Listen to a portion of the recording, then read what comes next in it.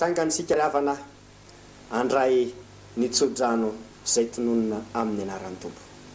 Andriamanitra ray zanaka fanamasina zay efa tia anareo niantso anareo hoy izy hoe aza matahotra fe efa nanavitra anao efa niantso ny anaranao aho ianao raha mitandrany ianao dia ombanao ny Tompo ary raha mitany ony ianao dia tsy hanafitra anao izy raha mandeha mamaky ny afo ianao dia tsy ho may ary tsy rehitra aminao ny lelafo matiky ny Tompo tano amin'ny finoana ny fanomezam-pahasoavana tolotra anao anio.